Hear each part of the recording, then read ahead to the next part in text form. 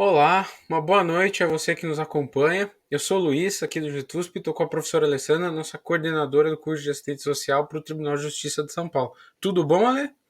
Tudo bem, Luiz, e você? Tranquilo.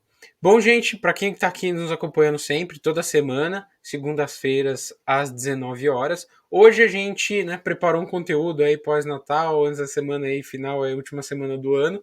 A gente preparou em um horário diferente, né? Porque também a gente se organizou aqui para ter alguma folgazinha. Então, essa semana e a próxima a gente está gravando em um horário diferenciado, por isso que o chat excepcionalmente não estará aberto. Mas o nosso atendimento continua, né? Excluindo o dia 24 aí, que a gente atende a 24 e 25, o dia 31, o dia 1º e o dia 2, que é um domingo, né? Mas dia 3, dia 26, 27, já tá tudo também aí durante a semana a gente tá com atendimento ativo. Pode falar com a gente no nosso WhatsApp, também pode mandar e-mail, não fale conosco, tá bom? Eu já vou passar aqui o contato para vocês se você ainda não conhece o nosso atendimento. Lembrando sempre que na descrição do vídeo tem um link para o grupo de WhatsApp, e é um grupo fechado para as mensagens, mas aberto para você que quer participar. Por que ele é fechado? Porque daí a gente só manda as comunicações importantes, como essa live, as informações caso tenha alguma mudança no edital e tudo mais. Assim você não fica recebendo um monte de informação, porque a gente quer que vocês estudem, né? Não adianta ficar recebendo um monte de notificações, já tem muita notificação da vida aí, então a gente quer aqui auxiliar.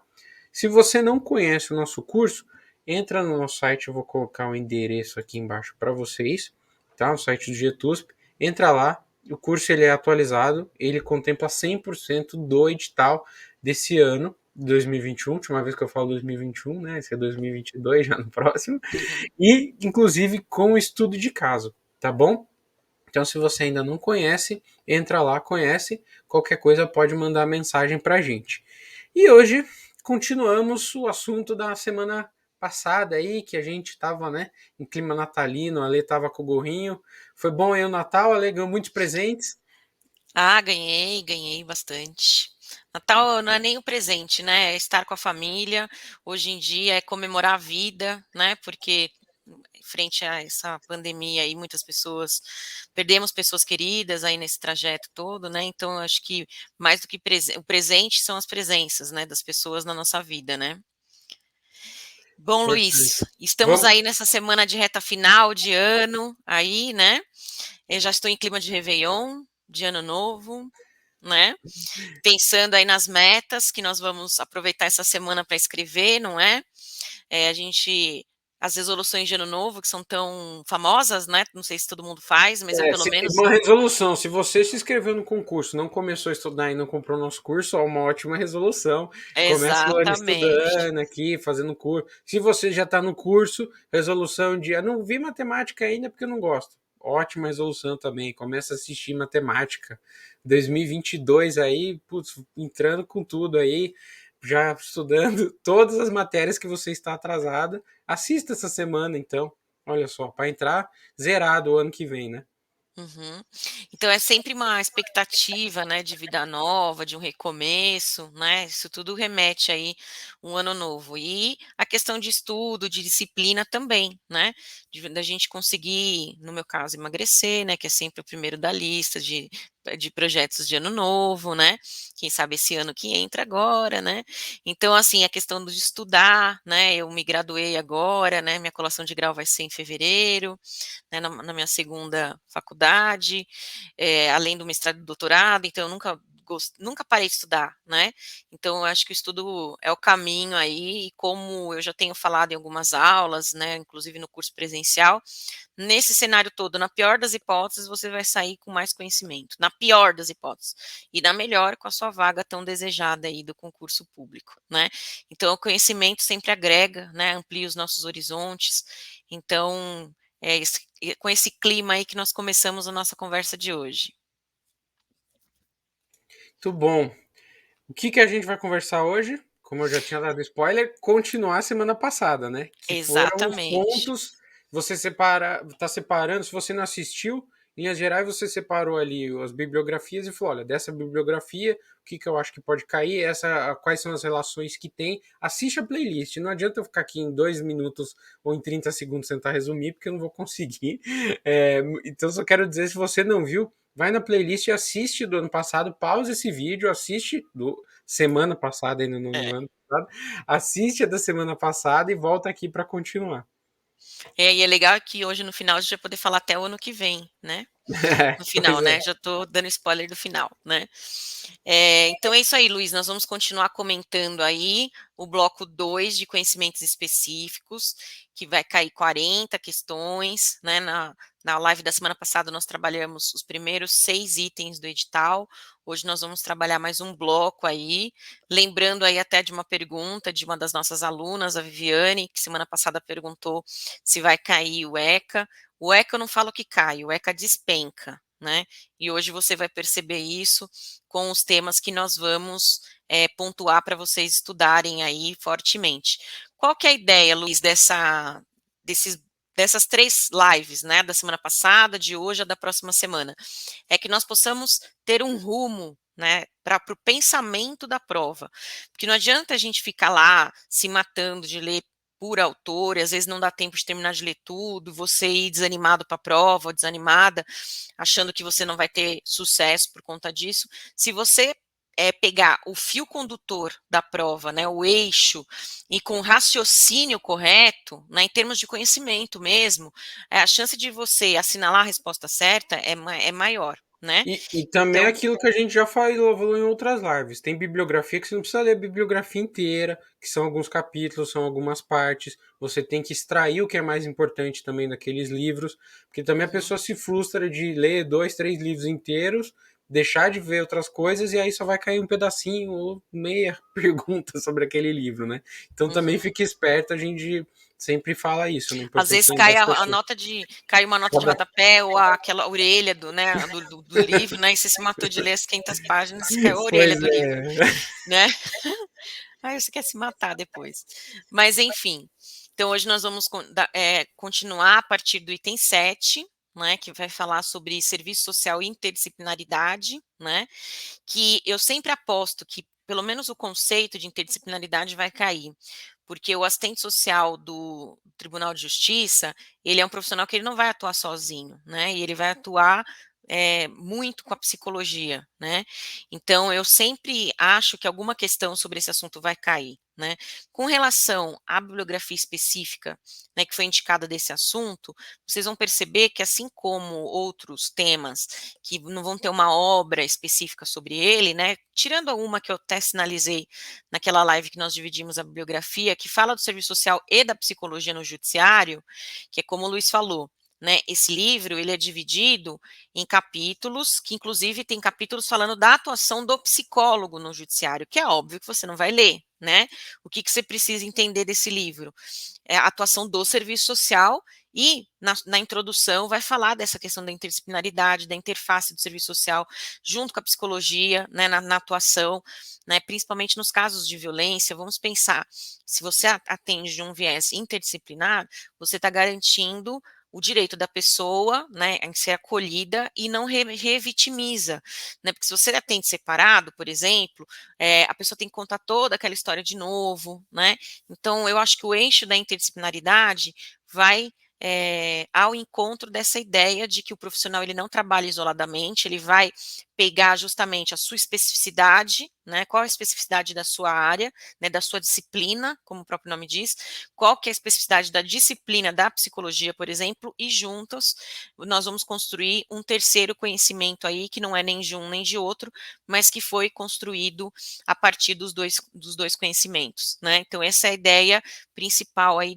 da interdisciplinaridade, né, e o serviço social e interdisciplinaridade, né, sempre pensando os temas a partir da nossa profissão.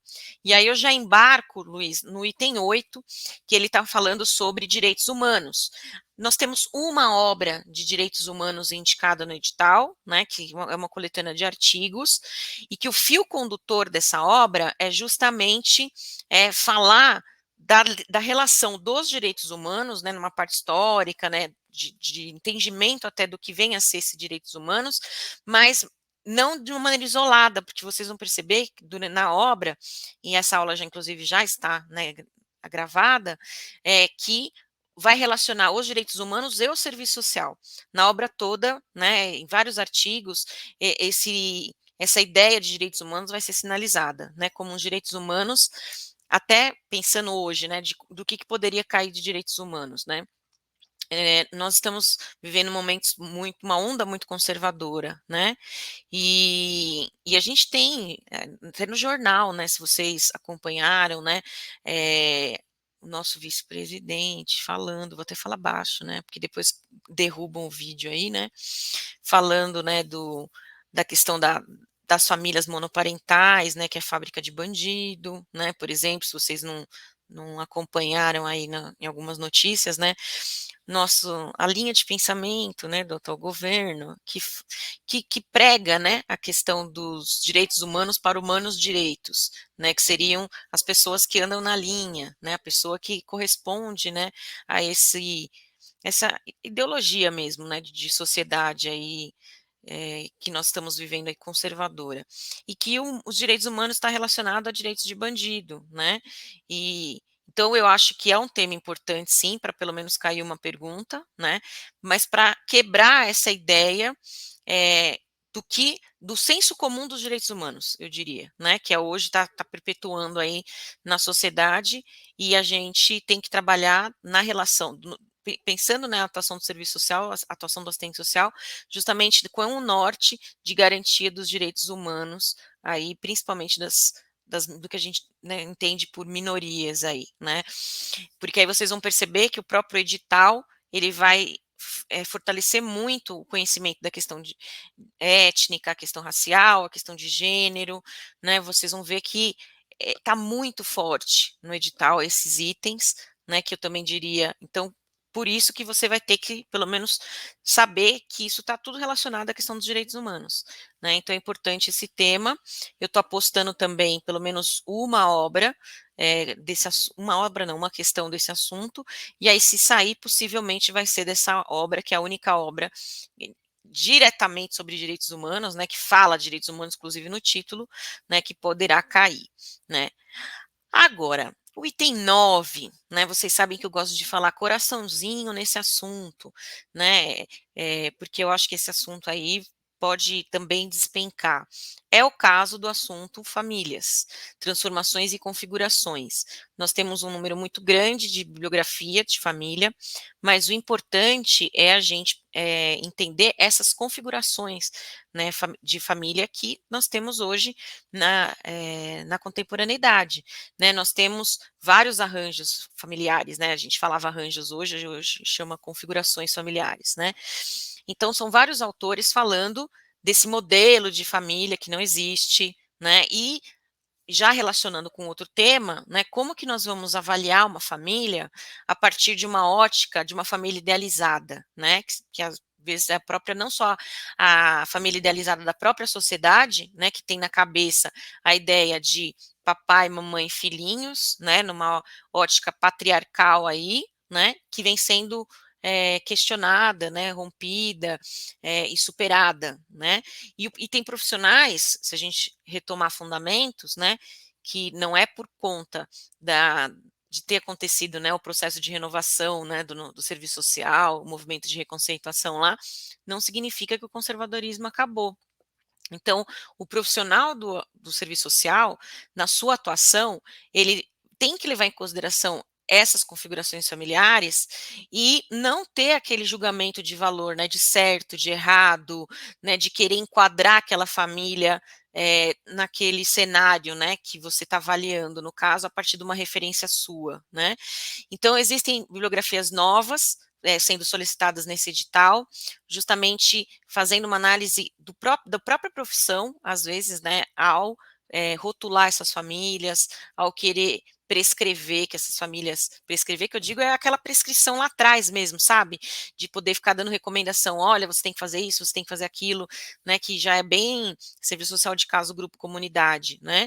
Então, a mudança, né, de olhar para essa família e não só de entender essas novas configurações, mas do papel do profissional ao olhar essas configurações em compreender, aceitar, não digo aceitar, né? Eu assisti um curso no TJ, né? Que quando a gente está falando desse tipo de coisa, quem tem que aceitar ou não é quem está sendo pedido em casamento, né? Não é aceitar o modo de vida do outro. A gente tem que respeitar, né? E nesse viés dos direitos humanos mesmo. Então percebam que os assuntos eles vão conversando o tempo inteiro, né? Então, item 9, podem colocar uns 10 coraçõezinhos aí. Por que eu estou fazendo essas explicações e retomando esses temas aí? Porque às vezes as pessoas não têm tanto tempo para estudar, né, quanto gostaria, né? Então, como que você faz para apagar um incêndio, né? Você tem que colocar alguma coisa na frente aí para poder dar conta, né, das suas demandas. Então, eu colocaria na frente o item 9, né, de famílias, como um dos itens primordiais aí de estudo, porque nós temos um número alto de bibliografias pedindo sobre isso, e vocês vão perceber nas próprias provas da VUNESP que é um assunto muito pedido também, né? Então, famílias aí para quem está desesperado ou desesperada aí por onde começar, na parte de conhecimentos específicos, dediquem um tempo a mais aí para esse assunto, tá? Assim como o item 10, que nós temos aí relações de gênero intergeracionais, com um número muito grande de bibliografia sendo pedida, e bibliografia nova, né, no edital. Então eu acredito aí que entre o item 9 e o item 10 vai beirar aí pelo menos umas 3 questões de cada, umas 6 questões eu estou apostando aí nesses 2 itens, porque são assuntos densos, são assuntos relacionados diretamente à prática profissional, né, do assistente social, e para que mostre esse olhar do profissional. Lembrando, mais uma vez, como eu falei semana passada, nós não temos só que estudar esses assuntos pensando nas questões de múltipla escolha. Então, nós temos que também pensar esses assuntos na redação do estudo de caso. Então, se cai um estudo de caso relacionado à violência doméstica, à violência contra a mulher, você tem que fazer essa análise a partir das leituras dos autores que o edital está pedindo, né? Então, também pensar, né, numa referência teórica, né, para você justificar lá o seu pensamento no estudo de caso que você vai responder na prova, tá certo? Então, aí também eu diria para vocês no item 10 colocarem uns 10 coraçõezinhos aí. O item 11, casamento e separação, ele foi um item que foi mantido dos editais anteriores, mas nós tínhamos uma obra específica sobre esse assunto que não tem mais, que não está mais nesse edital. Então, eu já não estou apostando nesse item, eu acho que ele pode cair somado a outro conhecimento. Por exemplo, o item 12, que são noções de direitos de família e sucessões sobre as áreas de atuação do serviço social. De serviço social, que tem uma obra nova, muito boa, né? De 2 autoras aí, de muita relevância para o serviço social. Então, eu colocaria a questão do casamento e separação como pano de fundo, até, nas relações no direito de família. Então, você tem que ter essa noção, mas eu não estou apostando que vai cair uma questão específica só sobre esse assunto. Eu acho que pode cair esse assunto, mas relacionado com direito de família e sucessões, que aí é a questão da de legislação e este livro aí, que é um livro novo, que está sendo indicado aí também como uma bibliografia. Então, eu acredito aí também que esse assunto vai ser bastante pedido. Houve um aumento muito grande de casos de vara de família na pandemia, né, que está demandando dos profissionais aí um olhar específico para essa, né, demanda, para essa necessidade, para as manifestações da questão social que vão se desmembrar nessas relações familiares. Então, eu acredito que também é um tema que vai cair pelo menos umas 2 questões aí. Então, foquem também, principalmente para as pessoas que não atuam no campo sociojurídico, né? Porque às vezes, para responder questões relacionadas à vara da infância, você é um assistente social que trabalha num serviço de acolhimento e vai prestar o concurso, você já tem um avanço aí em termos teóricos para responder sobre vara da infância. Mas vara de família não, né? Vara de família a gente precisa trabalhar para poder entender o pensamento, o raciocínio da atuação na vara da família. Eu digo isso por experiência própria, né? Eu não entendi a vara de família em todos esses anos de tribunal, eu só atuava na vara da infância e passei a atuar na vara de família a partir de maio desse ano. E eu senti muita diferença, né? É quase que mudar uma chavinha, né? De pensamento, de raciocínio mesmo, de uma matéria para outra matéria, né? de uma disciplina aí para outra disciplina, digamos assim, né, para um conteúdo para outro conteúdo. Então, com toda certeza vai cair a especificidade da atuação do serviço social na vara da família, sim, né? E até do ponto de vista jurídico, a forma como o próprio processo tem esse andamento é diferente, né? Para você abrir um processo na vara da família precisa de advogado, né? Na infância ele pode ser aberto a partir de uma denúncia, né? De qualquer órgão, né? Que identifique uma violação de direito, né? Então, assim, tem algumas diferenças, né? Até no ponto de vista do parecer, quando você vai se posicionar numa requisição de vara de família é diferente do que uma requisição numa vara da infância, né? Então, assim, essas especificidades eu acho que vocês precisam aí garantir na compreensão aí desse concurso.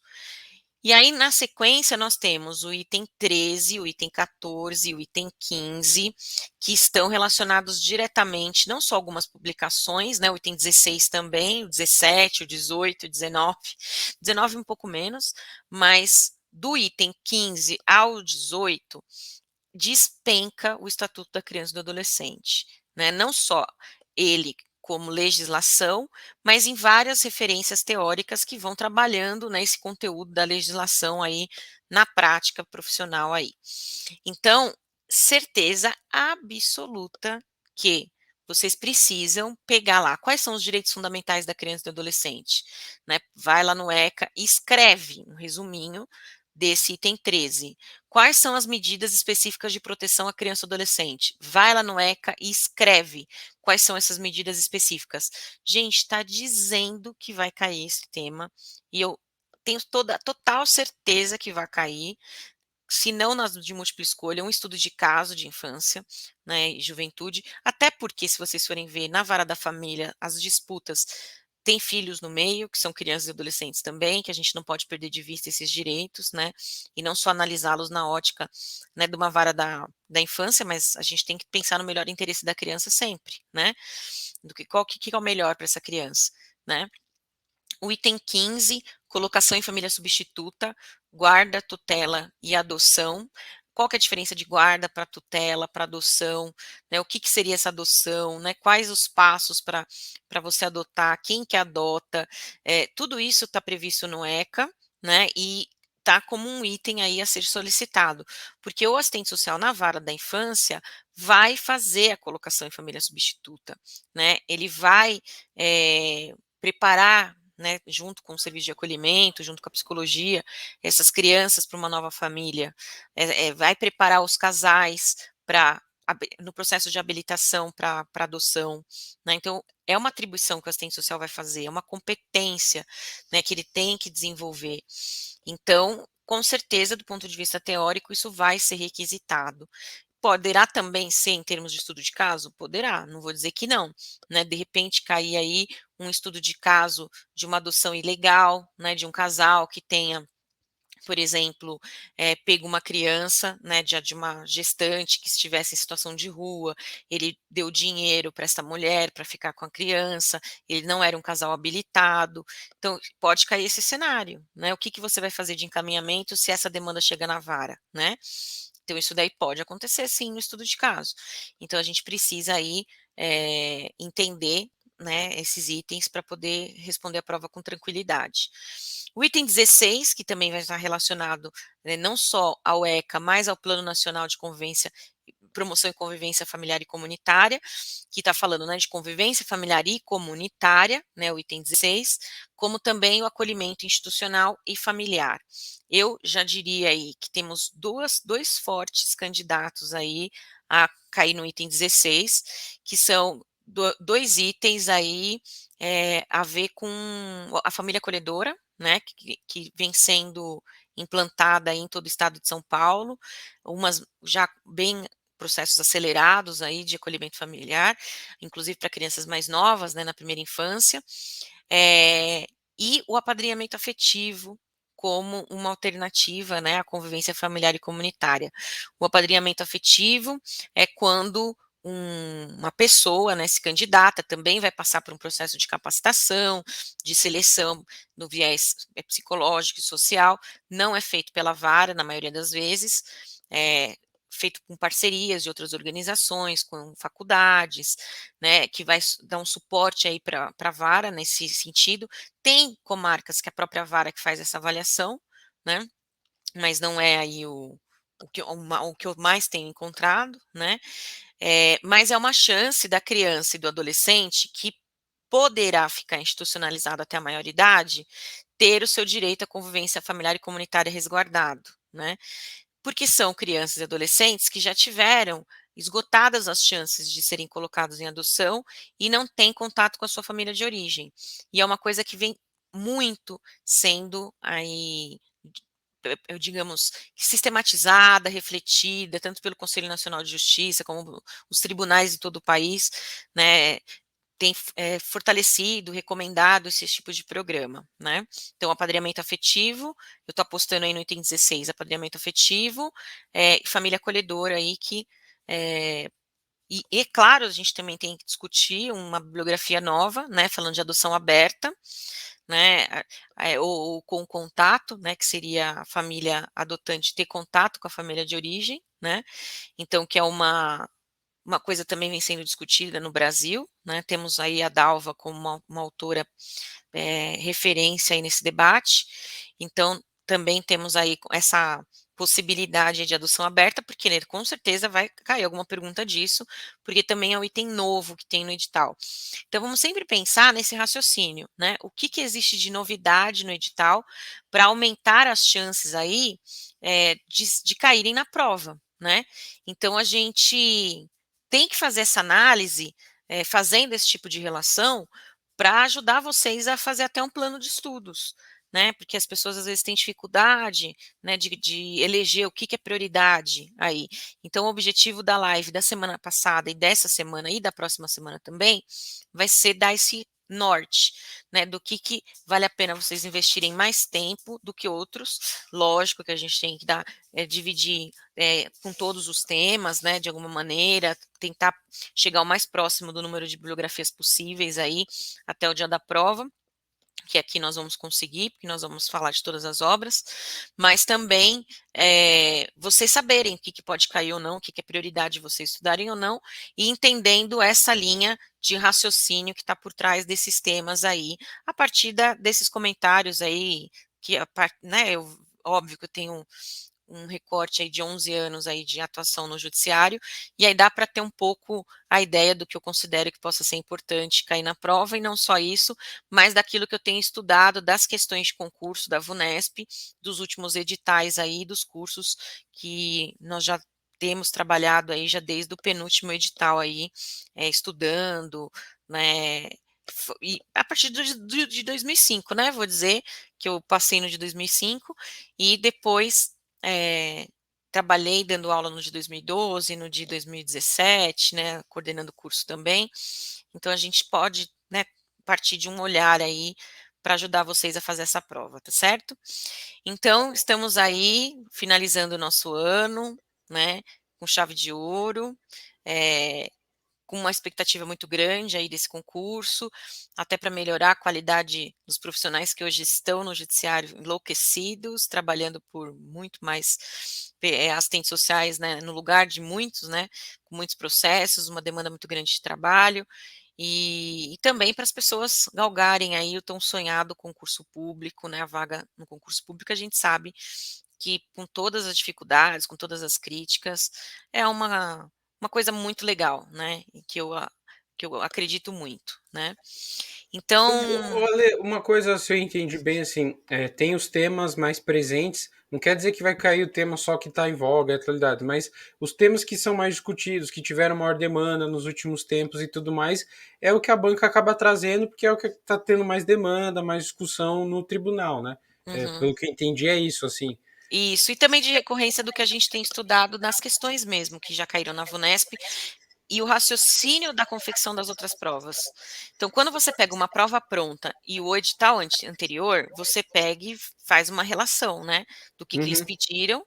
Então, é essa projeção que a gente está fazendo nesse, entendeu? Hum. A partir da análise dos últimos editais de como, do que caiu na prova e do que estava sendo pedido. E juntando com a tendência, né, do momento, aí de temas Sim, mais importantes aí do que a gente acredita.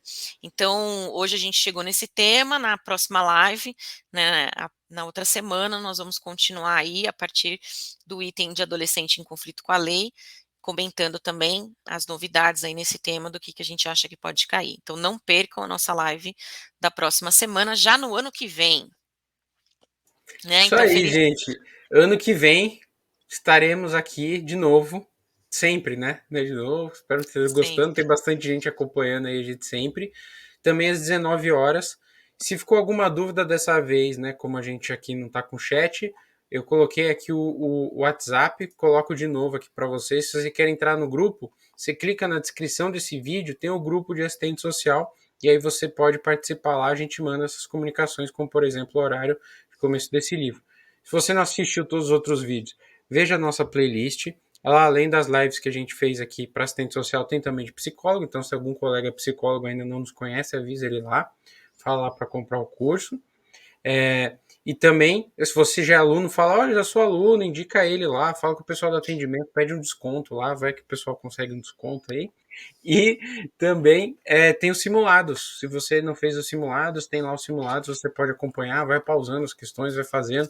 De língua portuguesa, foram três de matemática, teve de atualidades e de informática também. Tá Uhum. bom? E hoje eu que vou te pegar, Luiz. O que você espera de 2022? Ah, eu acho que 2022 vai ser um ano de grandes mudanças aí, né? Eu acho que a gente precisa voltar a ter uma sociedade aí um pouco mais fraterna aí, de respeito entre as pessoas. Eu acho que tudo isso que a gente vem falando aqui, né, coloca tanto aí várias legislações que foram construídas de maneira coletiva entre as pessoas, que também fica esse recado, né? Às vezes a gente lê alguma coisa, fala, ah, mas isso é um absurdo, não está acontecendo e tudo mais, mas eu acho que o papel aí do assistente social no Tribunal de Justiça pode ser decisivo para aplicar tudo isso que a gente espera de uma sociedade melhor. Então esse é o meu desejo aí para 2022. E eu desejo também que muita coisa mude no final do ano, né? Então a gente vai ter um ano aí de muita expectativa, desejo aí muita paz, muita saúde, muitas realizações para todos os nossos alunos, para quem não é aluno também, para quem está nos seguindo aqui, nos assistindo, e todo mundo, da família de cada um aí também. Valeu, gente. Até mais, até o ano que vem, então, né, Ale? E até o ano que vem. Valeu, gente. Tchau, tchau. Tchau.